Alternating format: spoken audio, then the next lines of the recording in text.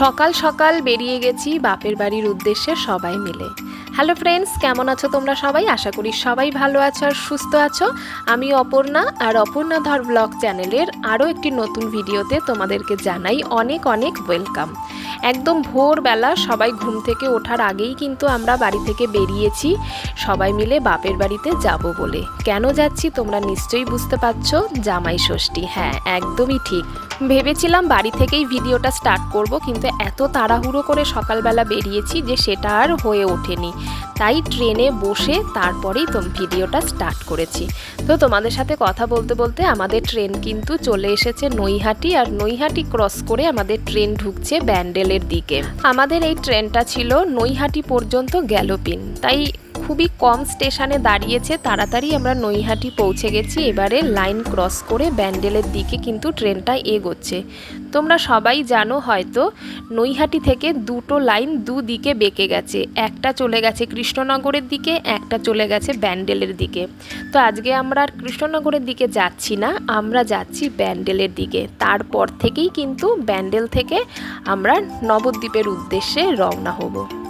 তো তোমাদেরকে একটা জিনিস দেখাই, এখানে যেহেতু ট্রেনটা লাইন ক্রস করছে তাই ভীষণ স্লো যাচ্ছিল। আর এই স্লো যেতে যেতেই কিন্তু একজন এই লাইন রানিং অবস্থাতেই দেখলাম ব্রিজের তলা থেকে একজন ট্রেনে উঠে পড়লো।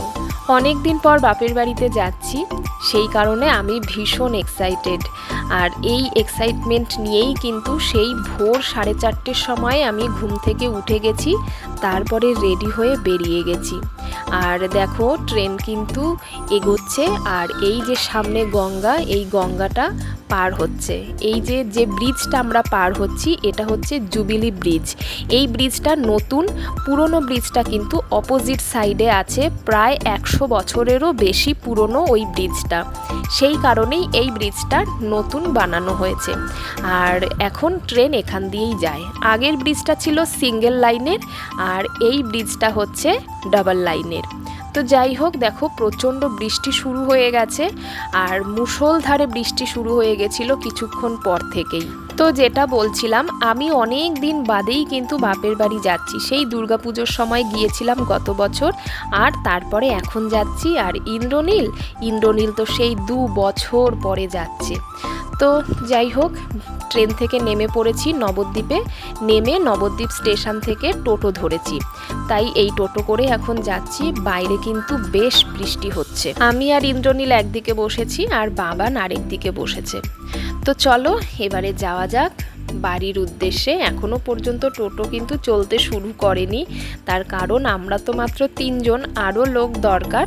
তো সেই রকমভাবেই টোটো ভরে গেলে তারপরেই কিন্তু এখান থেকে টোটো ছাড়বে। আর যেহেতু বৃষ্টি হচ্ছে বাইরে, আর তার সাথে জামাই ষষ্ঠী, তো সব মিলিয়ে মিশিয়েই কিন্তু টোটো ভাড়াটাও দেখলাম যে একটু বেশি।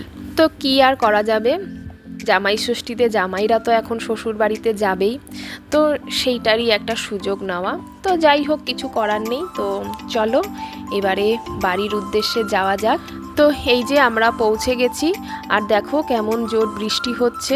ছাতাটা সঙ্গে করেই নিয়ে এসেছিলাম, কারণ আকাশটা একটু মেঘলা ছিল তাই। তো এদিকে ছাতা, ব্যাগ, জামা কাপড় সামলে অতি কষ্টেই কিন্তু বাড়ির দিকে রওনা দিয়েছি। আর ইন্দ্রনীল আর বাবান তো আগেই চলে গেছে, আর আমাদের রাস্তায় দেখলাম অনেকটাই জল জমেছে। তো সেই কারণে ওখানে দাঁড়িয়ে পড়েছিলাম, কারণ শাড়িটা না গুটিয়ে আমি ওখান দিয়ে আসতে পারবো না, আর জুতোটাও ভিজে যাবে। তো এই যে পৌঁছে গেছি ঘরে। মা তো এইদিকে রান্নাবান্না করতে ব্যস্ত, 2 বছর পরে জামাই আসছে বলে কথা। আর আগের দিন আমার মাসি, মেসো, ভাই এরাও কিন্তু চলে এসেছিল। বোনও আসবে, তবে কিছুক্ষণ বাদে। আর দেখো আমরা এসেই খেতে বসে পড়েছি, কারণ সেই সকালে বেরিয়েছি কিছু না খেয়েই।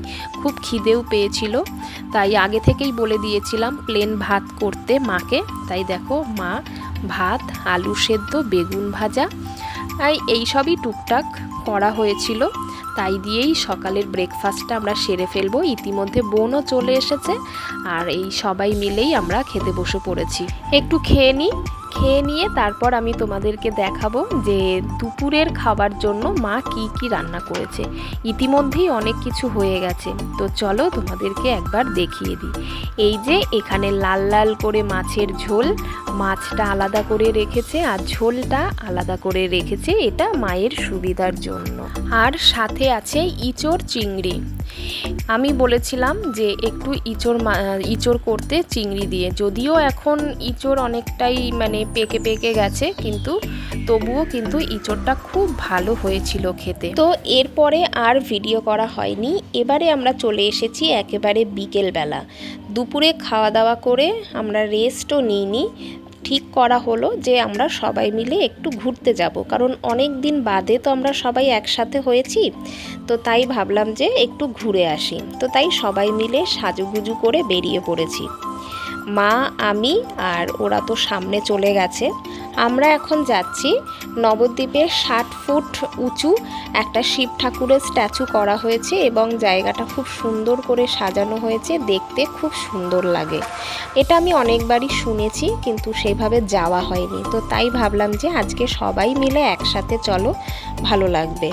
তো তাই সবাই মিলে রেডি হয়ে একেবারে বেরিয়ে গেছি। তো চলো তোমরাও যাবে, যারা যারা দেখোনি আমাদের সঙ্গে, তোমরাও একটু দেখে নাও, আশা করি তোমাদের ভালো লাগবে। আমার তো ভীষণ ভালো লেগেছে। তো রাস্তায় এসে টোটো ঠিক করে নিয়েছি, কারণ আমাদের দুটো টোটো লাগবে। তো একটাতে ইন্দ্রনীল আর বাচ্চাদেরকে দিয়ে দিয়েছি, আর এখানে আমরা 2 বোন আর আমার মায়েরা 2 বোন, আমরা 4 জন উঠে পড়েছি। তো চলো এবারে একটু ঘুরে আসি, তোমরাও ঘুরে আসবে আমাদের সাথে। তো বন্ধুরা, আমার ভিডিও কেমন লাগছে অবশ্যই কিন্তু একটা কমেন্ট করে জানাবে, আর ভিডিওগুলো যদি ভালো লাগে তোমাদের অবশ্যই চ্যানেলটা সাবস্ক্রাইব করে আমার সঙ্গে থাকবে, আর ভিডিওটাতে লাইক দিতে কিন্তু একেবারেই ভুলবে না। আমরা আজকে যেখানে যাচ্ছি সেই জায়গাটা আমাদের বাড়ি থেকে কিন্তু অনেকটা দূরে, তো সেই কারণে আমাদের অনেকটা টাইম লেগে গেছে সেখানে পৌঁছাতে। দেখো প্রায় সন্ধে হয়। আর জায়গাটা জাস্ট দেখো কতটা সুন্দর, ফাঁকা ফাঁকা এরিয়া, আর এখান থেকে কিন্তু গঙ্গা খুব একটা বেশি দূরে নয়, আর নবদ্বীপ মহাশ্মশানও কিন্তু খুবই কাছে এখান থেকে। তো সেদিকে আমরা আর যাইনি, আমরা জাস্ট এই জায়গাটা সুন্দর লেগেছে দেখলাম, দেখে তারপরে আবার বেরিয়ে যাব। তো আমাদের টোটো আগে এসে পৌঁছেছিল, আর ইন্দ্রনীলদের টোটো দেখো এই জাস্ট এসে পৌঁছালো। তারপরে সবাই একসাথেই আমরা ভেতরে ঢুকেছি, আর ঢুকে জাস্ট আমার তো চোখ জুড়িয়ে গেল, এত সুন্দর। এর আগে কিন্তু নবদ্বীপে এইসব ছিল না, আমরা কখনো দেখিনি।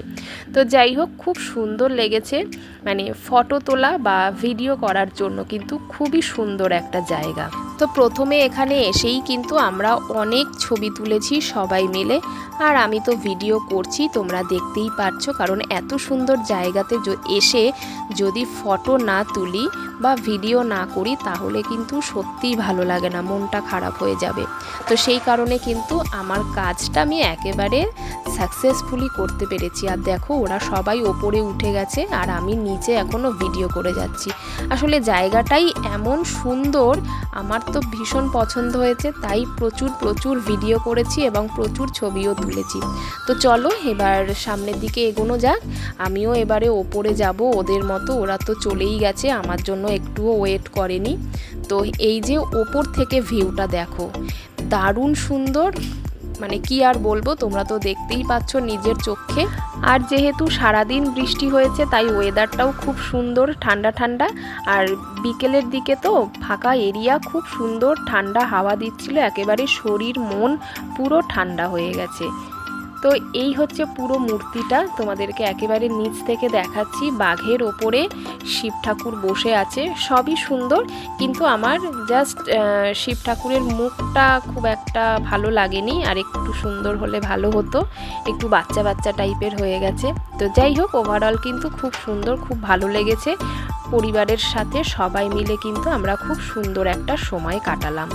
এবারে বাড়ি ফেরার পালা। তো চলো এবারে আমরা বাড়ি যাব। তার আগে একটা কাজ আছে, আর সেটা হলো যেহেতু ঘুরতে এসেছি, ঘুরতে এসে যদি আমরা কিছু না খাই তাহলে কিন্তু এটা অন্যায় হবে। শুধু মুখে বাড়ি ফেরাটা কিন্তু একেবারেই উচিত নয়। এটা সকলকেই বলছি, ঘুরতে বেরোবো, ঘুরবো, খাবো দাবো, এটাই তো মজা। তো চলো, সামনে ফুচকার দোকান আছে, একটু ফুচকা খেয়ে নিই। বোন যেহেতু ফুচকা খাবে না, তাই বোন আমাদের এই ভিডিওটা করে দিচ্ছে। আর ইন্দ্রনীল এখানে নেই, ও একটু সাইডে চলে গেছে, যেহেতু এখানে শাশুড়ি রয়েছে, তো সেই জন্য ও সাইডে চলে গেছে, ও একটু সিগারেট খাচ্ছে। আর সেই ফাঁকে আমরা একটু ফুচকা খেয়ে নিচ্ছি। কলকাতায় ফুচকা খাওয়ার পরে কিন্তু আমার নবদ্বীপের এই ফুচকা খেয়ে একদমই ভালো লাগে না। ওদের যে আলুটা মাখে সেটাতে কিন্তু সেই টেস্টটা পাই না যেটা আমাদের কলকাতায় আছে। জানি না কিসের অভাব, কিন্তু সেই টেস্টটা পাই না।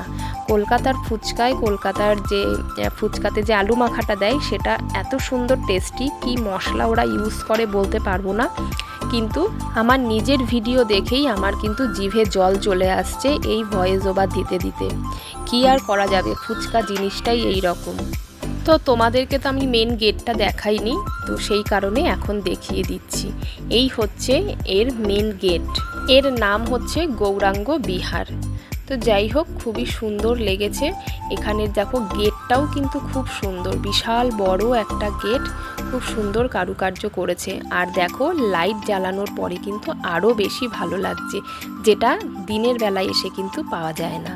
তো যাই হোক, এরপরে আমাদের ঠিক হলো আমরা এখন বাড়ি যাব না, আমরা ওখান থেকে আরেক জায়গায় যাব। সেটা হলো এই যে জলের মন্দির, এই যে জলের মাঝখানে মন্দির, এটা দেখতেই কিন্তু আমরা এখানে এসেছি। আমি তো অনেকবার দেখেছি, এই জায়গাটা আমার খুবই প্রিয়, বারবারই এখানে আমার আসতে ইচ্ছা করে। যতবারই আসি আমার কিন্তু মন ভরে না। আমরা এর আগেও যখন নবদ্বীপে ছিলাম, আমার বিয়ের আগে, তখনও কিন্তু আমরা এখানে বন্ধুবান্ধবরা মিলে সব ঘুরতে আসতাম। এই মন্দিরটা অনেক পুরনো।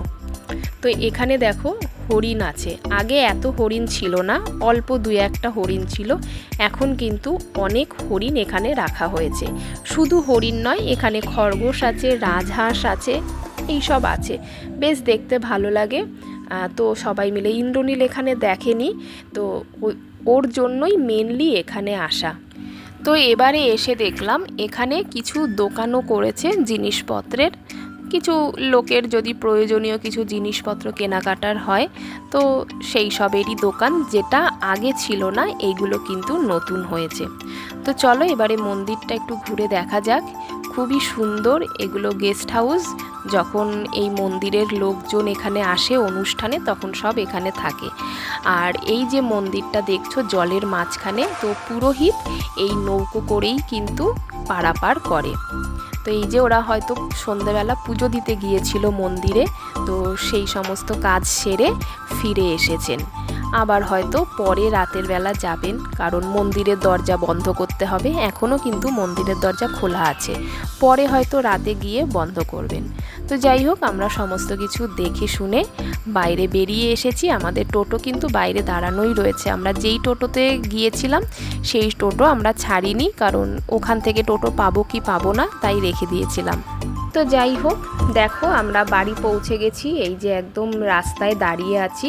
তো বাবুর সাথে কিছু দরকার ছিল, মা সেই কথাই বাবুর সাথে বলছে। এবারে আমরা বাড়িতে যাব। এখানে দাঁড়িয়েছি তার কারণ হচ্ছে একটু বোনের বাড়িতে যাব, মানে আমার বোনের শ্বশুর বাড়ি কাছেই, সেখানে যাব। আর এর মধ্যে ইন্দ্রনীলের টয়লেট পেয়ে গেছে। তো এই পেছনে যেটা দেখতে পাচ্ছ, এটা আমার বোনের হাজবেন্ডের দোকান, তো সেখানেই টয়লেট আছে। তো ইন্দ্রনীল ওখানে গিয়েছিল। তো সমস্ত কাজ সেরে ফাইনালি আমরা বাড়িতে পৌঁছে গেছি। এখন আমরা সবাই কিন্তু ক্লান্ত, এবার কতক্ষণে খাওয়া দাওয়া সেরে একটু শোবো, বিশ্রাম করব। সারাদিন অনেক পরিশ্রম গেছে। তো যাই হোক, আজকের ভিডিও এখানেই শেষ করছি। সবাই ভালো থেকো, দেখা হবে নতুন ভিডিওতে। টাটা।